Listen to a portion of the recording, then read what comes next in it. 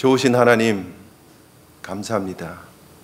함께 그리스도 안에서 만나게 하시고 함께 하나님께 영광 돌리게 하시고 함께 하나님 앞에 예배하게 하시니 감사합니다. 웬 은혜입니까? 웬 사랑입니까? 하나님이 은혜와 사랑에 감격하며 우리의 삶을 드리며 하나님 앞에 온전히 쓰임받는 사명 있는 삶을 살아가는 저희들 되게 하여 주시옵소서.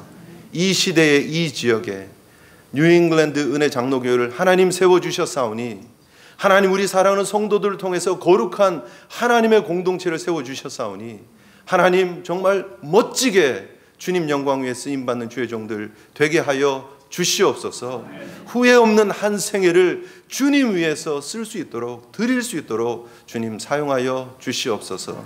예배 자리에는 나온 사랑하는 주의 종들 한 분 한 분 주님 만나 주시옵소서. 터치하여 주시옵소서. 새롭게 하여 주시옵소서. 풍성한 은혜를 덧입혀 주셔서 이 시대에 하나님 영광 드러내는 멋진 아벨의 라인의 삶을 살아가는 주의 종들 되게 하여 주시옵소서. 말씀 받기 원합니다. 하나님 앞에 열린 마음으로 아멘으로 받게 하시고 그 말씀이 저희들의 삶 속에 열매 있는 모습 되어서 100배, 60배, 30배 결실하는 모습 되게 하여 주시옵소서. 부족한 종을 주님 붙잡아 주시고 성령으로 붙잡아 주시고 하나님 은혜로 붙잡아 주셔서 주님의 영광만 나타낼 수 있도록 부족한 종을 사용하여 주시옵소서.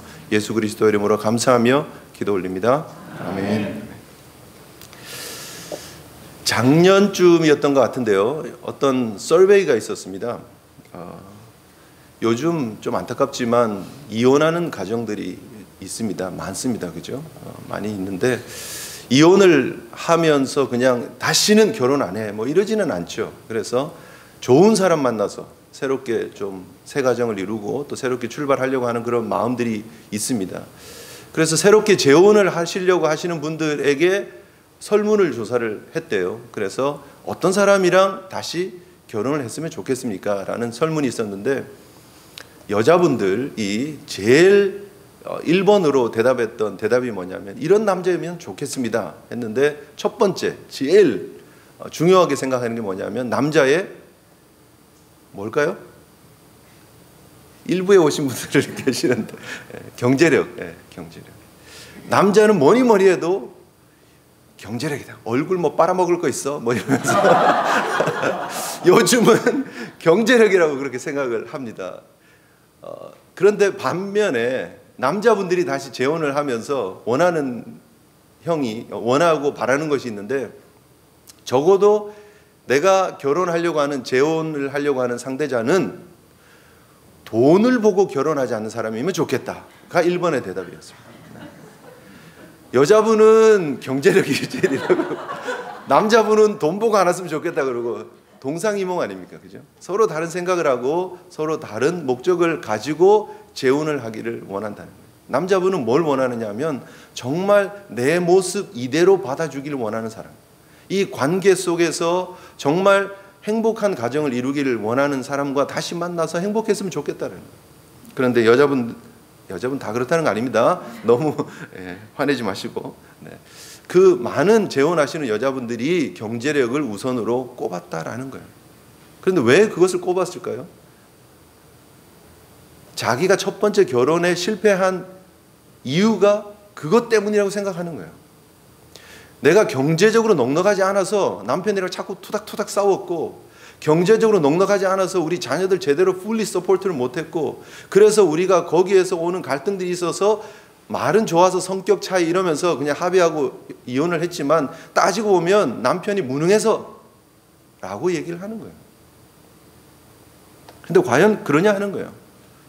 다시 결혼을 하는데 경제력을 가진 사람이랑 결혼을 한다고 해서 그 가정이 행복해질 가능성이 얼마나 되겠습니까? 처음부터 자신의 이익을 위해서 자신의 편의를 위해서 경제력을 보고 결혼을 한 거 아니겠어요? 그 사람 성격이 어쨌든 뭐 그런 게 중요한 게 아니고 그 사람의 비전이 어떻고 어떤 가치관을 가지고 있고 어떤 세계관을 가지고 있고 별 상관없어요. 경제력만 있으면 된다 하고 결혼을 한 거니까 그 결혼이 어떻게 잘 될 수 있겠느냐 하는 것이죠. 정말 중요한 가치가 있음에도 불구하고 그것을 놓쳐버리고 부차적인 것, 물론 경제적인 게 중요한 요소가 될 수 있습니다. 한 가지의 요소가 될 수는 있습니다. 경제적으로 쪼들리고 힘들면 더 많이 다투는 것이 사실이기는 하죠. 그러나 그것이 전체가 아니잖아요. 우선순위가 그게 아니잖아요. 사람이 좋은 게 중요한 거 아니겠습니까? 동의하는 얼굴인지 여러분, 제가 수련회 오신 분들은 아시겠지만 제가 참 유학을 오기는 왔는데 공부도 제대로 하지도 못하고 일하러 다니고 막 그랬습니다. 룸메이트 방 하나 300불짜리 얻어서 있으면서 참 힘들게 살았습니다. 그런데 제가 지금 저희 아내와 결혼을 미국 와서 1년 6개월 정도 될 때 결혼했습니다. 제가 91년 3월에 미국 왔고 92년 11월 14일 날 결혼을 했습니다. 되게 빨리 한 거죠, 그죠? 저희 아내가 하나님께서 저를 이렇게 한국에서 이렇게 잠깐 만났었어요. 어떻게 하든 그거까지 얘기하면 오늘 점심 못 먹으니까 그렇게 했는데 하나님께서 제가 미국에 오고 처음 인사를 했는데 청년의 임원 중에 한 명 오라 그랬는데 저희 아내가 왔어요. 그래서 만나서 사귀고 결혼을 했어요. 정말 하나님의 뜻이죠, 그죠? 그래서 그 교회에서 결혼을 했습니다. 그런데 그때 당시에 제가 아무것도 없었어요. 아무것도 없었어요. 저희 아내랑 데이트할 때 저희 아내가 모든 경비를 다 대줬습니다. 네. 저는 정말 그냥 힘들게 그냥 벌고 그때 당시에 제가 인형공장을 다녔는데 그 큰 광활한 창고에서 그냥 원숭이 인형 옷 입히고 있었습니다.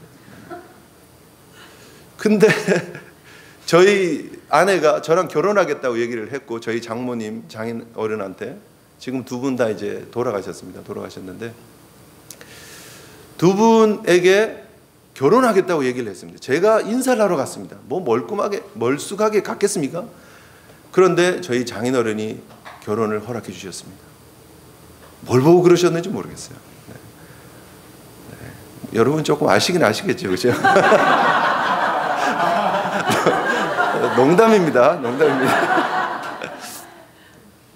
제가 너무너무나 저희 장인어른 존경합니다. 아무것도 보지 않으셨어요. 제가 분명히 신학하러 왔다 그랬습니다. 신학 공부도 못하고 있는 상황이었지만 저는 신학을 하러 온 사람입니다. 지금 형편이 힘들어서 공부를 못하고 있지만 저는 목사가 될 사람입니다. 적어도 마음고생 시키지 않겠습니다. 그랬더니 결혼하라 그랬어요. 네. 그리고 지금까지 잘 살고 있습니다. 92년에 결혼해서 지금 22년이 되도록 잘 살고 있습니다. 네. 뭐가 더 중요하냐는 거예요. 정말 중요한 게 뭐예요? 만약에 경제력인 것만 생각했으면 저 같은 남편 저희 아내는 못 만났겠죠. 네. 여러분, 중요한 것은, 더 소중한 것은 우리가 보는 것하고 다르다는 거예요. 우리가 예수 믿으면서 우리가 추구하는 것이 과연 무엇이냐 하는 거예요. 여러분, 우리가 복받기 원하죠. 여러분, 개업 예배 가면 많은 분들이 그 액자 같은 거 이런 게 받잖아요. 비즈니스 하는 데 가면 붙어 있는 게 뭐죠? 그 욥기 8장 7절입니다. 우리 한번 성경을 욥기 8장 7절 한번 보십시오. 8장 7절에 보면 정말 우리가 좋아하는 말씀입니다. 진짜 막 다 외우죠. 사실은 솔직히 다 외우니까 안 보고 그냥 한번 해보죠. 자, 시작. 내 시작은 미약하시나 내 나중은 그냥 창대 아니에요. 심히 창대해요. 창대해도 그냥 왕창 심히 창대해야 됩니다. 우리는 복을 받아도 왕창 받기를 원합니다. 예수 믿는 사람들이 복을 하나님 앞에 받기를 원하죠. 복 많이 받기를 원합니다. 정말 복 좋아하죠. 물질적인 복 포함해서 너무너무 좋아합니다. 다들 어떤 복을 원합니까? 차고 넘치는 복을 원합니다. 감당할 수 없을 정도로 한번 부어주십시오, 하나님. 돈벼락을 맞게 해주십시오. 그러나 여러분, 정말 중요한 것은 우리가 하나님이 우리에게 맞게끔 주시는 복이 중요한 거예요. 우리에게 차고 넘치는 복은 다 필요 없는 복입니다. 우리가 감당할 수 있는 복이 중요한 것입니다. 넘쳐버리면 다 소용없는 거예요. 하나님이 너무너무 많은 복을 주셨는데 그 복 가지고 여러분들이 타락해버리면요. 부부가 너무너무 힘들게 이민 와가지고 행복하게 재밌게 잘 살았어요. 둘이 같이 아침부터 저녁까지 7시부터 저녁 7시까지 일하면서도 좋았어요. 행복했어요. 그런데 사업이 잘 되기 시작했습니다. 돈이 막 들어오기 시작합니다. 남편이 이제 좀 여유를 부리더니 매니저를 두더니 골프를 치러 다니더니 골프 치고 친구들이랑 놀러 다니더니 그리고 바람났어요. 예를 들면 그렇다는 거예요. 그러면 그게 복이냐는 거예요, 여러분. 네? 감당할 수 없을 정도로 쏟아부어준 복 때문에 타락하고 그 복 때문에 넘어지고 그 복 때문에 가정이 풍비박산이 난다면 그게 무슨 복입니까? 그게 복 아니죠. 오히려 사업이 안 됐으면 오히려 더 힘들게 계속해서 정말 반복되는 삶이지만 서로 의지하면서 정말 조강지처라는 말처럼 힘들 때 서로 손잡아주면서 위로하면서 함께 갈 수 있는 부부였으면 그게 더 좋은 거 아닙니까? 그렇죠? 여러분, 우리에게 하나님이 적당한 복, 필요한 복을 주는 것이 복인 줄 믿으시기를 바랍니다. 우리가 살아가는 이 모습에 대해서 감사할 줄 아셔야 돼요. 하나님이 여러분 섭리하시는 거 믿으십니까? 하나님 섭리 믿으시죠? 은혜 장로교회인데 이거를 안 믿지는 않겠죠, 그렇죠? 섭리에 대해서 우리가 부정하면 안 됩니다. 우리가 우연히 어쩌다가 여기 와서 지금 이민생활하고 신앙생활하고 있는 거 아닙니다. 하나님의 섭리가 분명히 있어요. 우리 배우자를 만나는 것도 하나님의 섭리예요. 우리 자녀들을 이 모습대로 주신 것도 하나님의 섭리예요. 하나님, 우리 자녀가 내 거 아니잖아요. 그렇지 않습니까? 금쪽 같은 내 새끼 할 때부터 문제가 생기는 거예요. 내 새끼 아니에요. 하나님이 주신 기업이고 선물이에요. 하나님이 맡아서 기르라고 할 때까지 잘 기르고 그 인격이 독립적인 개체로 설 수 있을 때, 결혼하고 부모를 떠나서 아내와 합하여 한 몸을 이룰 때까지 잘 서포트해 주시면 되는 거예요. 결혼했는데도 뒤에서 막 컨트롤하려고 그러지 마시고 보내주세요. 독립적인 가정이 아름답게 믿음으로 하나님 앞에 영광 돌리는 가정이 세워지게끔 서포트 해주세요. 기도해 주세요. 좌지우지 하려고 그러지 마세요. 내 거라고 생각하지 마세요. 내가 어떤 대리만족을 얻으려고 자녀를 키우려고 하지 마세요.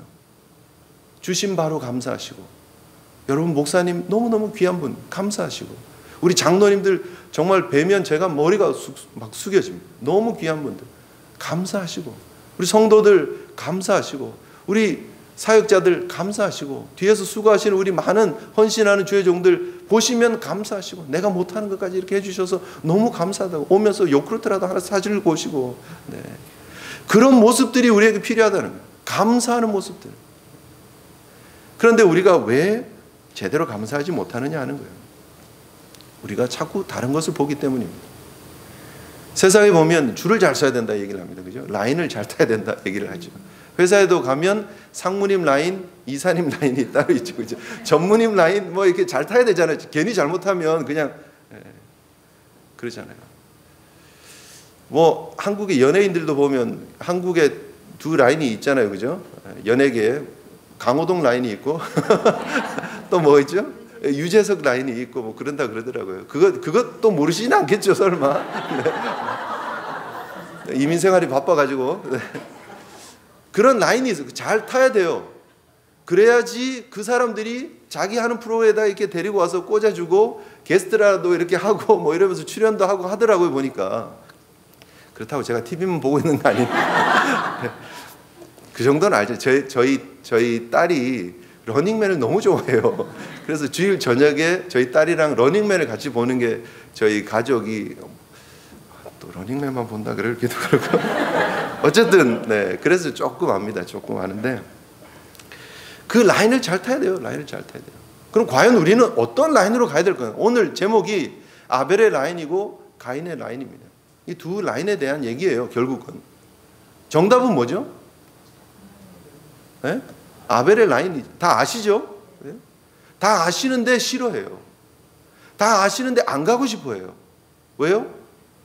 아벨이 하나님 앞에 예배 제대로 한번 잘 드렸더니 예배 드리고 순교자가 돼버리는 거예요. 예배 잘 드렸는데 죽어요. 예배 잘 드렸는데 피 흘려요. 근데 우리는 그거까지는 원하지는 않거든요. 순교적인 거는 좋은데 순교하는 건 싫어하는 거예요. 헌신적인 건 좋은데 정말 헌신하기는 싫어하는 거예요.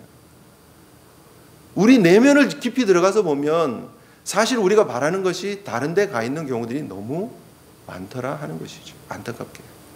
그러나 여러분, 오늘 이 두 라인을 비교를 좀 해보기를 원합니다. 하나님은요, 정말 중요한 것이 무엇인지, 그리고 하나님께서 기뻐 받으시는 것이 무엇인지, 하나님이 축복하는 삶이 무엇인지에 대해서 성경을 통해서 분명하게 우리에게 보여주고 있다는 것입니다. 여러분, 가인이 드린 예배와 제사와 아벨이 드린 제사, 예배의 차이점이 뭡니까? 다 아시는데 지금 대답 안 하는 거죠. 제가 빨리 얘기하라고. 네.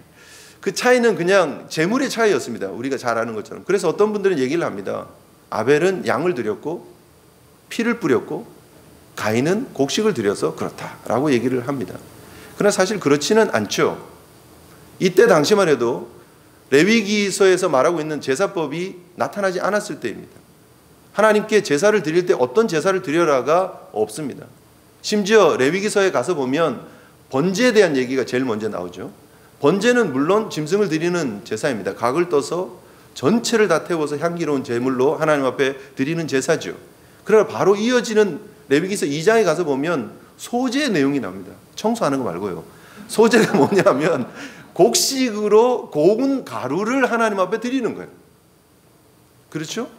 그렇게 해도 괜찮다는 거예요. 하나님은 번제도 받으시지만 소제도 기뻐 받으신다라는 거예요. 고운 가루 한 움큼을 들고 와서 하나님 앞에 드리면 하나님 기뻐 받으신다라는 거예요. 화목제를 드리는 가운데서요, 속죄제를 드리는 가운데서요, 만약에 짐승을 못 이렇게 서포트를 못할 정도의 재정적으로 안 되면 새를 갖다 바치라 그러죠. 그죠? 새. 제가 잠깐 읽어드리면 레위기 5장 11절에 만일 힘이 산비둘기에나 집비둘기에도 못 미치면 어떡하냐는 거예요. 소나 양 아니고요. 진비둘기, 산비둘기도 안 되면 그 다음 뭘 하라고 하나님께서 말씀하시느냐 하면 그 둘에도 못 미치면 그 범과를 인해서 죄를 지은 것을 인해서 고운 가루 에바 10분의 1을 예물로 가져다가 속죄 제물로 드리라고 했습니다. 자기 능력과 하면 되는 거예요. 그런데 하나님은 아벨의 제사는 받으셨는데 가인의 제사는 안 받으셨어요. 농사를 지어서 곡식을 갖다 드린 가인의 제사는 안 받으셨어요. 아까 잠깐 말씀드린 것처럼 이게 양의 문제가 아니에요. 어떤 제물을 드렸느냐가 문제가 아니에요. 하나님이 원하시는 그 제사에 뭐가 중요하냐면 중심이라는 거예요. 하나님은 우리의 선과 악의 차이를 보십니다. 우리는 잘 몰라요. 제가 여러분들 뵈면요, 다 정말 신앙생활 잘 하시는 분처럼 보입니다. 다 천국의 예수의 보혈로 다 통과하실 멋진 분들로 보이십니다. 그런데 제가 여러분들 보는 것하고 하나님이 여러분들 보는 것하고는 다르다는 거예요. 하나님은 우리 중심을 보십니다. 우리 폐부를 보십니다. 우리의 삶의 모든 것들을 보십니다. 그런데 그 하나님께서 제사를 드리고 난 이후에 가인에게 향해서 정죄하시듯이 판단하시듯이 내리시는 하나님의 선언은 뭐였느냐 하면 내가 선을 행하면 어찌 낯을 들지 못하겠느냐. 선을 행하지 아니하면 죄가 문에 엎드려 있느니라. 죄가 너를 원하나 너는 죄를 다스릴지니라 말하고 있습니다. 가인이 하나님 앞에 드린 제사에는 하나님 앞에 옳지 않은 죄가 포함되어져 있다는 거예요. 하나님이 기뻐 받을 수 없는 죄의 모습으로 드린 제사였다는 거예요. 하나님의 평가입니다. 아벨은 그렇지 않았지만 가인은 죄의 모습을 그대로 가지고 와서 제사를 드렸다는 거예요. 제사를 드린 사람의 중심이 그렇다는 거예요. 아벨에 드린 그러면 제사는 뭐냐? 히브리서 11장 4절에는 믿음으로 아벨은 가인보다 나은 제사를, 더 나은 제사를 하나님께 드렸다라고 히브리서 기자가 평가를 하고 있습니다. 성경이 평가하는 그 평가들 그대로 놓고 보고 하나님이 가인을 향해서 심판하시는 그 메시지를 접목해서 보면 가인은 범죄한 모습 그대로 왔다는 거예요. 죄를 가지고 죄가 나를 다스리는 상황 속에서 제사를 드렸다는 거예요. 내가 죄를 다스려야 되는데 죄가 나를 다스리는 모습으로 제사를 드렸다는 거예요. 그러나 아벨은 믿음으로 제사를 드렸다는 거예요. 그런데 하나님은 그 한 제사는 받으셨고 한 제사는 안 받았다는 거예요. 성경을 보면 제사만 받은 게 아니고요. 성경에 참 재미있는 표현, 저는 이것을 묵상하면서 정말 은혜를 많이 받았습니다. 하나님께서 아벨과 그의 제사는 받으셨으나 이렇게 얘기를 합니다. 가인과 그의 제사는 받지 않았다는 거예요. 그의 제물은 받지 않았다는 거예요. 하나님이 받으시는 건 뭐냐면 제물, 제사의 모습만이 아니라는 거예요. 하나님이 진짜 받으시는 것은 그 사람을 받기를 원한다는 거예요. 하나님이 여러분들을 받기를 원하십니다. 여러분들이 이 짧은 예배 시간을 하나님 앞에 드렸다고 해서 끝나는 게 아니고요. 여러분의 삶 전체를 받기를 원하신다는 거예요. 일주일의 삶 전체가 여러분입니다. 여러분의 사는 모습이 여러분입니다. 여러분이 생각하는 것이 여러분입니다. 여러분이 꿈꾸고 추구하는 목적이 여러분입니다. 바로 그 여러분을 하나님이 받으실 만하냐는 거예요. 그렇습니까? 하나님 받으실 만합니까? 하나님께 예배드리는 이 순간이 중요합니다. 물론 중요합니다. 일찍 나와서 아침부터 수고하시고 봉사하시고 또 귀한 예물을 준비해서 예물함에 집어넣고 또 찬양대에서 찬양팀에서 수고하시고 방송실에서 애쓰시고 하시는 모습 중요합니다. 필요하지 않다는 얘기는 아닙니다. 그러나 정말 중요한 것은 여러분이 하나님 앞에 드려지는 진짜 예배는, 진짜 제사는 이미 여러분의 삶 속에 이 예배가 마쳐지고 출발하는 시간부터 이미 쌓아지고 준비되어지고 있다가 다음 주일 11시에 다시 모일 때 하나님 앞에 받아들여지느냐 아니냐가 결과가 나타난다는 거예요. 아멘이십니까? 중요하잖아요. 하나님이 받으시는 재물, 하나님이 받으시는 삶, 하나님이 받으시는 내가 되어야 된다는 거예요. 하나님 앞에 예물을 드릴 때 여러분 소득의 어느 정도를 떼어서 드리는 것으로 끝나는 것이 아니라 나를 드려야 되는 거예요. 나를 드려야 되는 거예요. 그게 10의 1의 의미입니다. 10의 10이 전부가 다 하나님 겁니다. 제가 하나님 앞에 저를 드립니다 하는 심령으로 10의 1을 구별해서 드리는 거예요. 하나님 은혜 아니면 제가 살 수 없는 존재입니다 라고 인정하면서 감사 예물을 하나님 앞에 드리는 거예요. 하나님 너무 감사합니다. 순간순간. 여러분 바로 이것이 아벨이 드린 예배의 구별입니다. 근데 가인은 끝까지, 그죠? 가인이 하나님 앞에서 분을 냅니다. 5절에 보시면은요, 4장 5절에 보면 그렇게 얘기를 합니다. 가인과 그 제물은 받지 아니하신지라. 그 다음에 뭐라고 나오느냐면 가인이 몹시 뭐라고요? 분하여. 그리고 안색이 확 바뀌어서 이렇게 얘기해요. 가인이 분해했어요. 누가 분해하는 줄 아세요? 자격이 있다라고 생각하는 사람이 분해하는 거예요. 억울해하는 거예요. 나는 자격이 있는데, 나는 제대로 했는데 왜 하나님 안 받으시지? 라고 큰 소리 치는 거예요. 지금 우리가 하나님 앞에 이런 헌신을 했는데, 봉사를 했는데 하나님 왜 나에게는 복 안 주시지? 이런 사람이에요. 가인 라인의 사람들은 그래요. 특징이 자기를 드러냅니다. 얼굴을 붉힙니다. 분을 내고 화를 냅니다. 그러면서 결국은 동생을 죽여버리죠. 그리고 가인에게 아벨이 어디 있느냐고 물을 때 내가 동생 지키는 사람입니까? 라고 얘기하면서 뻔뻔하게 하나님을 대적합니다. 회개의 기회를 다 놓쳐버리고. 여러분 우리가 과연 어떤 모습으로 어떤 라인으로 살아가야 하느냐는 거예요. 하나님은 우리의 중심을 분명히 보십니다. 아벨의 바른 제사, 바른 예배를 하나님이 분명히 기뻐 받으셨다고 말하고 있습니다. 분명 그 결과는 죽음이었지만 그러나 죽음으로 끝나는 것이 아니었다는 사실을 우리가 기억하셔야 됩니다. 그 아벨의 죽음이 성경에는 분명히 의로운 죽음이라고 얘기를 하고 있습니다. 히브리서 아까 11장 4절 앞부분 읽었지만 제가 뒷부분을 조금 더 읽어드리겠습니다. 믿음으로 아벨은 가인보다 더 나은 제사를 하나님께 드림으로 의로운 자라 하시는 증거를 얻었으니, 의로운 자라 하는 평가가 있었습니다. 아벨은 의로운 사람입니다. 죽었지만 의로운 사람입니다. 순교의 제물이 되었지만 의로운 사람입니다. 짧게 살았지만 죽은 사람이 아닙니다. 그의 이름은 영원히 살아있습니다. 지금까지도 이 설교의 제목으로 인용되고 있지 않습니까? 하나님이 그 예물에 대하여 증언하심이라.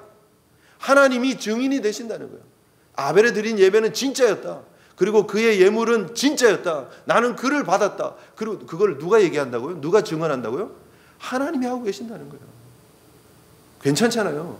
하나님이 직접 나서셔서 내가 증인하겠습니다 이러고 계시잖아요. 하나님이 얼마나 감사한 삶입니까?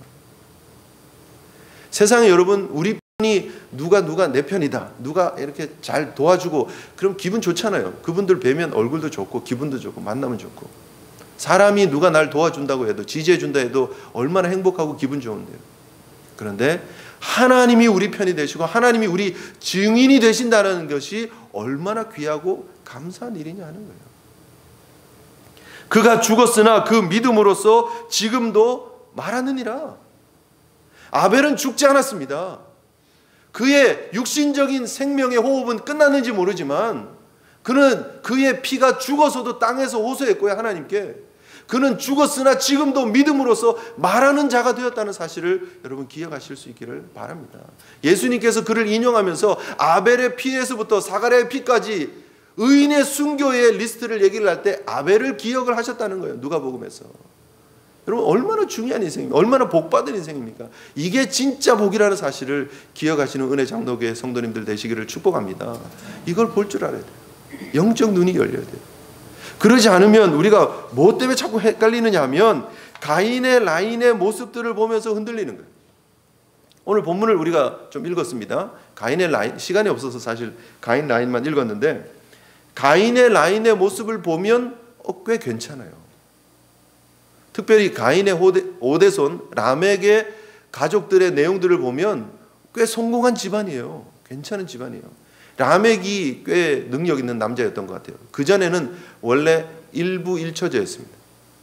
그런데 라멕은 아내를 둘을 능력 있는 남자인 것 같아요.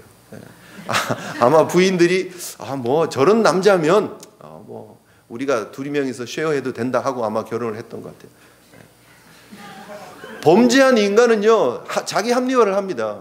그리고 범죄한 결과가 사실 이 모습이에요. 여러분 자기 마음대로 하는 거예요. 아내 둘 막 데려다가 막 그냥. 남자와 여자가 한 몸이 되는 거가 결혼의 원리입니다. 그렇죠? 그런데 두 여자를 데리고 막 삽니다. 라멕이 그런 인물이에요. 그런데 그게 부럽느냐는 거예요.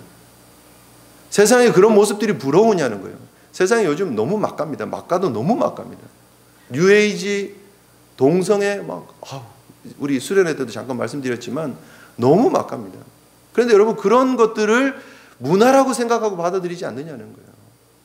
절대 진리에 대해서 얘기하면 꼬인 사람이고 답답한 사람이고 골통 보수고 그런 얘기 듣는 것이 부담스러워서 입 다물고 있지는 않느냐는 거예요. 성경이 말하고 있는 라멕의 삶은 절대 우리가 부러워할 삶이 아닙니다. 겉으로 드러난 것만 그럴 뿐이죠. 이 두 부인이 결혼을 해서 자녀를 낳습니다. 되게 괜찮은 것 같다라는 거예요. 괜찮은 것 같다라는 거예요. 가축을 치는 자의 조상이 됩니다. 악기를 만드는 자의 조상이 됩니다. 그리고 그 딸의 이름이 나오는데 두발 가인의 누이의 이름이 나오는데 나아마라는 이름이 나옵니다. 성경에 그 라멕의 두 부인의 이름이 다 나오고요. 이 딸의 이름도 다 나옵니다. 성경에는 원래 여자 이름이 기록되지 않습니다. 괜찮은 여자였던 것 같아요. 아마 당시에 미스 월드였지 않을까. 네. 잘 나가고 미모에 그냥 누구라도 이 여인의 그 기록은 남겨야 된다 뭐 이랬을지도 모르죠. 탁월했을지도 모르죠. 미모의 딸이 있고요. 가축을 쳐도 그냥 축산업을 하는 거예요. 그냥 집에서 그냥 짐승 조금 치는 게 아니라 아주 큰 대규모의 축산 사업을 하는 자의 조상이 되는 거예요. 그리고 악기를 다루고 막 정말 아름다운 멜로디로 선율로 사람들을 미혹하고 이렇게 현혹하고 즐겁게 하는 그런 모습인지 모르죠. 요즘 같으면 MTV에 나와서 막 공연을 하는 그런 사람이 되었을지도 모르죠. 그러나 여러분 이 삶이 과연 성공한 삶이냐는 거예요. 그들이 문화를 만들고 음악을 만들고 기계를 만들지만 그러나 그것이 성공이냐는 거예요. 성경은 이렇게 얘기를 합니다. 가인의 라인의 삶의 성격을 성경이 한 절로 이렇게 표현을 합니다. 자, 여러분 16절 같이 한번 보시겠습니다. 16절을 우리 같이 한번 읽겠습니다. 시작. 가인이 여호와 앞을 떠나서 에덴 동쪽 놋 땅에 거주하더니 에덴 동쪽 놋 땅에 거주하더니 여러분이 보십시오. 이게요 점점 하나님을 떠나는 가인의 모습을 보여주고 있는 것입니다. 원래 하나님 앞에서의 삶을 살던 사람이에요. 물론 에덴에서 쫓겨났지만 하나님과 긴밀한 관계가 있었던 사람들이에요. 그런데 그 가인이 여호와 앞을 떠납니다. 그리고 에덴의 동쪽으로 옮겨갑니다. 하나님을 떠나고 에덴의 동쪽이라는 게 되게 멋있죠, 그죠, 여러분? 무슨 드라마 제목 같기도 하고, 그죠? 그런데 에덴의 동쪽은 절대 멋진 곳이 아니에요. 에덴이 좋은 곳이지 에덴의 동편은 좋은 곳이 아닙니다. 우리가 만들어 나가는 문화가 에덴의 동쪽에 있습니다. 하나님을 떠난 가인의 라인이 에덴의 동쪽에 있는 거예요. 그거 부러워하지 마세요. 그곳에서 가인이 했던 일이 뭐냐면 놋 땅에 거주하는 거예요. 놋 땅. 놋이 어떤 의미가 있느냐면 떠돈다 하는 그런 의미가 있습니다. 유리한다, 정처 없이 다닌다, 이런 의미가 있어요. 하나님 앞을 떠난 인생이 거주하는 곳이 어디냐면 놋이에요. 하나님을 떠난 인생, 에덴의 동쪽으로 온 인생이 하는 결과가 뭐냐면 유리방랑하는 거예요. 세상에서 성공하고 문화를 이루고 잘 나가는 것 같지만 그들의 인생은 떠도는 인생이에요. 그리고 그들이 추구하는 것이 뭐냐면 성 쌓는 거예요. 성 쌓는 거예요. 그 다음 절에 뭐라고 얘기를 하느냐면 아내가 동침해서 자녀를 낳고 에녹이라 이름을 짓고 가인이 성을 쌓았는데 하니까 여러분 성이 완성된 걸로 보이죠. 성을 쌓고 있는데 그런 말입니다. 계속해서 쌓고 있다라는 그런 의미입니다. 분사형입니다. 진행형입니다. 놋 땅에다가 성을 쌓습니다. 그런데 이 성이 완성되어진 성이 아니에요. 계속해서 짓고 또 짓고 피곤한 인생을 살아가는 모습을 보여주고 있는 것입니다. 세상의 모습들이 여러분 부러워 보입니까? 세상의 모습들이 잘 돼가는 거는 것처럼 보입니까? 그 문화가 찬란해 보입니까? 하나님 떠나서 에덴 동쪽에 짓는 것은 아무것도 아닙니다. 의미가 없습니다. 계속해서 짓고 더 추가하고 있는 것 같지만 하나님과 상관없는 문화라는 거예요. 여러분, 성하면 떠오르는 그런 그림 있습니까? 혹시 구글 가셔가지고 캐슬 이렇게 해서 이렇게 구글 서치를 한번 해보십시오. 그리고 이미지를 클릭해 보십시오. 뭐가 나옵니까? 유럽에 보면 막 초록 그냥 들판이 쫙 펼쳐져 있고 거기에 막 이렇게 그냥 디즈니랜드 그림 같은 그런 그저 이렇게 뾰족뾰족한 이런 성이 펄럭펄럭거리는 성의 깃발이 나부끼면서 거기 꼭대기에는 공주가 막 갇혀 있을 것 같은 그런 성이 막 이렇게 있잖아요, 그죠? 그런데 여러분 잘 생각해 보세요.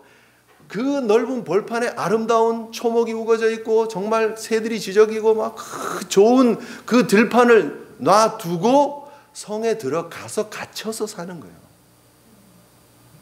성이 멋있는 게 아니라 성은 돌려 말하면 감옥입니다. 여러분, 이 가인이 성을 쌓아야 했던 이유가 뭘까요? 불안하니까 쌓는 거예요. 불안하니까. 하나님, 사람들이 저 만나서 죽이려고 그러면 어떡하죠?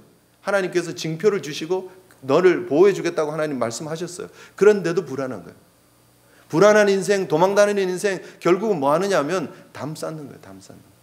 담 쌓고 그 안에 들어가는 거예요. 울타리를 치고 그 안에 들어가서 고립되는 거예요. 내가 스스로를 보호하기 위해서 프로텍션을 치는 것이 뭐냐면 담이에요. 옛날 한국은 쌀이로 만드는 그런 울타리만 있었습니다. 그 안이 다 보였어요. 그죠? 옆집에서 뭐 그냥 떡 하면 와서 거들어 주고 좀 얻어 먹고 옆에서 막 김치전, 배추전이라도 하면 냄새 맛있네. 그리고 가서 먹고 막 그랬어요. 그죠? 그런데 이 나라가 조금 근대화를 지나면서 조금 발전하고 막 먹고 살만하고 하니까 뭐가 제일 먼저 생겼습니까? 집집마다 담 쌓는 거죠. 담 쌓는 거. 우리 옛날에는 그 브로크라 그랬는데 블록 같은 그건 이제 막 쌓아가지고 세멘트도 조금 넣은 블록 있잖아요. 막 쌓아 올리고 그 위에 또 뭘 꽂지요? 소주병 깨가지고 막 꽂잖아요. 왜요? 넘어오지 말라고요. 지킬 게 있으니까 성 쌓는 거예요. 지킬 게 있으니까 담 쌓는 거예요, 여러분. 내 거라고 생각하니까, 움켜쥐려고 하니까, 내 거를 지키려고 하다 보니까 경계가 생기는 거예요. 국경이 생기는 거예요. 담이 생기는 거예요. 원래 하나님이 만드신 하나님의 축복의 장소는요, 동산 같은 곳입니다. 에덴 동산이에요. 에덴 캐슬을 만들어 놓고 거기에 들어가 살아라. 하나님 그러지 않으셨어요. 동산이에요. 하나님과 함께 거닐 수 있는, 하나님이 무시로 들락거릴 수 있는, 하나님과 교제하고 관계하고 하나님과 그 관계 속에서 행복할 수 있는 인생, 에덴이었습니다. 그런데 떠돌고 유리하는 놋 땅에 와가지고 거기서 성 만들고, 성 주변에는 항상 이런 해절대가 있잖아요. 성 주변에 보면 물들이 막 있습니다. 성에 막 못 들어와요. 늘 지키려고 그러고 보호하려고 그러고. 근데 우리는 그거를 부러워한다는 거예요. 나도 성 속에 사는 공주가 됐으면 좋겠어요, 이러는 거예요. 공주는 갇혀서 사는 거예요. 불쌍한 인생이에요, 여러분. 성 밖에 사는 게 좋은 거예요.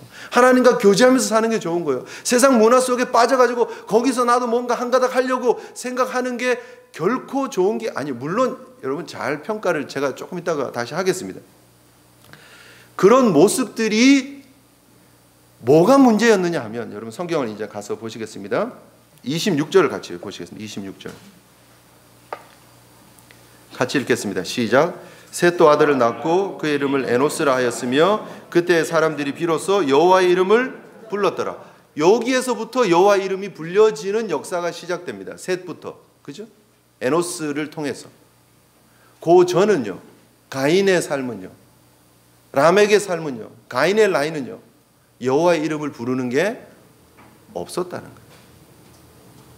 가인의 라인의 문제는 뭡니까? 하나님이 함께하지 않는 라인이에요. 여호와를 떠난 라인이에요. 하나님 없는 문화가 문제라는 거죠. 문화가 나쁩니까? 그렇지 않죠. 기독교 문화를 우리가 만들어 나가야 됩니다. 하나님 문화를 만들어 가야 됩니다. 은혜의 문화를 만들어 가야 됩니다. 그래서 우리가 세상을 도전할 수 있어야 됩니다. 우리 것이 분명해야 됩니다. 하나님 앞에서의 우리의 문화가 만들어져야 됩니다. 세상에 성공하지 말란 얘기가 아닙니다. 가축을 치는 자의 조상도 되십시오. 괜찮습니다. 음악을 하셔도 정말 똑소리 나게 잘하십시오. 교회 음악이어야 합니다. 하나님을 영화롭게 하는, 하나님을 찬양하는 음악이어야 합니다. 사탄을 숭배하는 음악들, 자신의 영혼들을 파는 음악들, 그런 음악들은 하나님과 무관한 음악입니다. 거기에서 아무리 스킬이 뛰어나고 아무리 음악적인 완성도가 높아도 그게 의미가 있는 게 아니라는 거예요. 우리 자녀들이 잘 되면 좋습니까? 우리 자녀들이 좋은 직장에 가고 취직하고 높은 데 올라가고, 목사님 우리 아들이 어디에 취직했습니다. 백악관에 들어갔습니다. 어디 국무성에 들어가서 일합니다. 그게 중요합니까? 중요할 수 있어요. 어떻게 될 때요? 여호와 안에서 여호와의 이름을 부르며 성공하면 되는 거예요. 여호와 하나님의 인도하심이 있는 가운데 잘 돼야 되는 거예요. 여호와 이름을 부르지 않는 가인의 라인은 잘 되면 될수록 문제만 커지는 거예요. 하나님을 떠나는, 하나님과 무관한 성공이 될 수밖에 없다라는 거죠. 여러분, 정말 중요한 것은 여호와의 이름을 부르는 것입니다. 그것이 아벨의 라인의 축복입니다. 아벨이 죽었으나 죽지 않았다고 말씀드렸습니다. 여기 다시 25절을 보시겠습니다. 25절 같이 읽겠습니다. 시작. 아담이 다시 자기 아내와 동침하매 그가 아들을 낳아 그의 이름을 셋이라 하였으니 이는 하나님이 내게 가인이 죽인 아벨 대신에 다른 씨를 주셨다 함이며. 셋이 하나님이 주신 아들이라는 걸 알아요. 셋이. 그런데 이 셋이 아벨을 대신하는 아들이라는 것을 알았다는 거예요. 아벨이 죽고 끝나는 게 아닙니다. 아벨의 라인은 영원합니다. 주님 오시는 날까지. 하나님의 구속사가 진행되어지고 있는 한 하나님의 택한 아벨 라인은 계속해서 힘있게 흘러갈 수밖에 없다는 거예요. 은혜 장로교회 성도를 통해서 흘러가는 것처럼요. 이 시대에. 절대 우리 라인이 멸망당하고 끝나고 이제 더 이상 소망이 없다 하는 일 없습니다. 한국교회 문제가 많이 있다라고 얘기를 하지만, 그러나 그 속에 하나님께서 남긴 자를 통해서, 남은 자를 통해서, 그루터기를 통해서 하나님의 역사를 다시 이루실 줄 믿습니다. 하나님의 남긴 아벨 라인들이 있다라는 거예요. 숨은 아벨 라인들이 있다라는 거예요. 순교의 신앙을 가지고 살아가는 하나님의 사람들이 있다라는 거예요. 바라기는 우리 은혜 장로교회 우리 사랑하는 성도님들이 아벨 라인에 서 있는 순교의 신앙을 가진 하나님의 멋진 주의 종들 되시기를 주님의 이름으로 축복합니다. 우리의 삶에 하나님이 함께 하시잖아요. 여러분, 오늘 본문에 셋이 아들을 낳았는데 그의 이름이 에노스라고 얘기합니다. 에노스. 에노스의 뜻이 뭐냐면요, 허약함이에요. 허약함. 웃기지 않습니까? 이 하나님께서 셋을 낳게 하고 지금 아벨을 대신해서 준 그 라인에 하나님의 역사가 강력하게 나타나야 돼요. 그죠? 멋지고 힘있고 막 강력한 사람을 동원해야 될 것 같은데 허약함이라는 이름을 주세요. 질그릇 같은 인생이다라는 걸 보여주는 것 같아요. 그런데 그 허약함인데도 불구하고 그 허약함 속에 하나님의 은혜가 임하니까 여호와 이름을 부르더라는 거예요. 비로소. 여러분, 우리 인생이 내가 강한 게 중요한 게 아니에요. 하나님의 강함을 의지하시는 것이 중요한 줄 믿으시기를 바랍니다. 에노스 같은 인생이에요. 우리가 그래요. 허약해요. 그러나 우리 주님께서 들어오시면 돼요. 질그릇 같은 인생이에요. 그러나 그 속에 보배 되신 예수 그리스도께서 들어오시면 우리의 인생 완전히 변화되어지고 하나님의 능력을 나타내는, 그분이 보배만 아니라 그분이 능력이 되시는 줄 믿습니다. 그 능력 붙잡고 나가시면 되는 거예요. 제가 확인 안 된 얘기를 한번 해야 됩니다. 아까 일부에도 제가 확인을 했는데요. 사실 조금 죄송하긴 합니다. 그런데 좀 의미는 있어요. 의미는 있어요. 근데 이게 좀 확인을 어떻게 할 길이 없어요. 제가 확인할 길이 없는데, 미국에 유명한 물리학자가 있었습니다. 그죠? 있습니다. 있었죠. 아인슈타인 박사. 상대성 원리를 발견을 하고 정말 세계적인 물리학자입니다. 아인슈타인 이전과 이후로 물리학을 나눌 수 있죠. 그런데 그의 이론에 많은 사람들이 관심을 가졌고 당시에 많은 곳에서 강연을 해달라고 요청이 있었습니다. 그런데 요즘 같으면 인터넷에다가 강연한 내용을 그냥 올려버리면 되는데, 그때만 해도 그게 안 되니까 곳곳에 직접 가셔서 강연을 했었던 거예요. 너무 힘드니까 운전수 겸 조수를 붙여줬습니다. 그래서 운전해 드리고, 교수님 여기입니다. 그럼 교수님 들어가셔서 강연하시고 조수가 또 모시고 또 다른 학교 가고 막 그랬던 것 같아요. 여러 곳에 막 몇십 곳을 그냥 열심히 다녔나 봐요.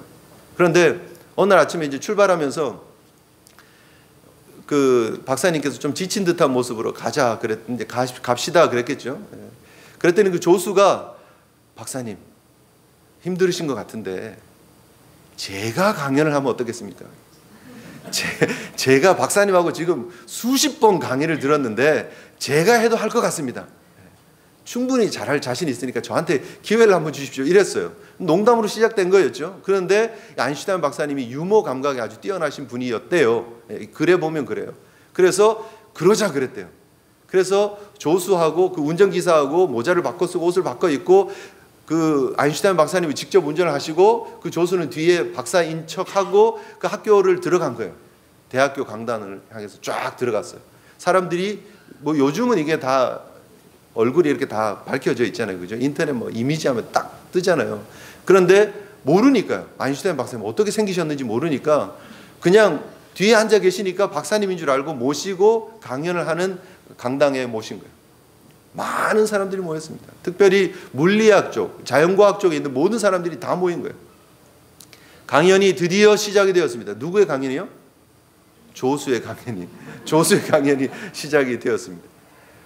아인슈타인 박사님이 맨 뒤에 앉아 계셨는데 보니까 너무 잘하는 거예요. 자기가 하는 거 같이 정말 잘하는 거예요. 내용을 하나도 빠짐없이 체계적으로 논리적으로 잘 하는 거예요. 그래서 아인슈타인 박사님 뒤에서 흐뭇하게 이제 계속 저 조수를 시켜도 되겠다 그러고 있는 찰나였는데 이제 강연이 다 끝났어요. 이게 세계적인 새로운 물리의 그런 그 원리를 이렇게 발표를 한 거잖아요. 그죠? 논리를. 사람들이 가만히 있겠습니까? 끝나고 나니까 뭘 하죠? Q&A를 하죠. 질문을 하죠. 저기 교수님 너무 감명 깊게 참 강의를 잘 들었습니다. 그런데 질문이 있습니다. 근데 누가 질문하겠어요? 모르는 사람 질문 안 해요. 원래 Q&A 할 때 보면 꼭 아는 사람이 질문을 해요. 전공자들이 질문을 해요. 물리학자들이 질문을 하는 거예요. 그래도 나름대로 그 학교에서 물리를 가르치는 교수들이 질문을 하는 거죠. 교수님 질문이 있습니다. 질문을 하는 거예요. 그때부터 아인슈타인 박사님은 깜짝 놀라가지고 야, 내가 이 학교에 정말 신뢰를 했구나. 이런 일을 하면 안 되는데 너무 실수했다 하는 그런 마음으로 조마조마하게 야, 이거 어떤 타이밍에 나가서 잘못했다 그럴까, 어떻게 사과를 할까 속으로 막 조마조마하고 있는 거예요.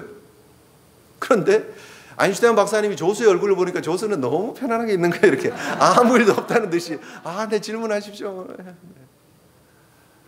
질문을 다 듣더니 아인슈타인 박사님 얼굴이 흑빛으로 바뀌고 조수가